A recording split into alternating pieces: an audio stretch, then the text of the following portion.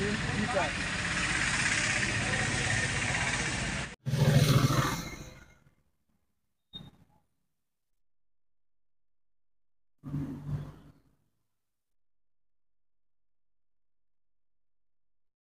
आपण उपोषणाला बसलेलो, काय मागणी आहेत?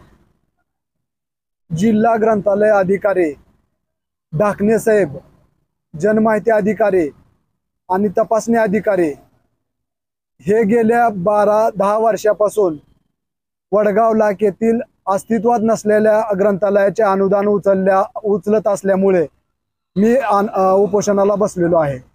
सदर प्रकरणाची चौकशी करून दोषीवर कारवाई करावी आणि उचललेलं अनुदान परत भरण्यात यावं या मागणीसाठी मी उपोषणाला बसलेलो आहे। आपली मागणी मान्य नाही झाल्यास पुढील भूमिका असणार आहे? आपली मागणी मान्य नाही झाल्यास हे उपोषण माझं प्राथमिक स्वरूपाचं आहे, एक इशारा म्हणून आहे। आपली मागणी मान्य नाही झाल्यास आमरण उपोषणाचा मी इशारा देत आहे। आपलं नाव सांगा? गणेश रामलिंग लखदिवे, मुक्काम पोस्ट वडगाव लाख, तालुका तुळजापूर।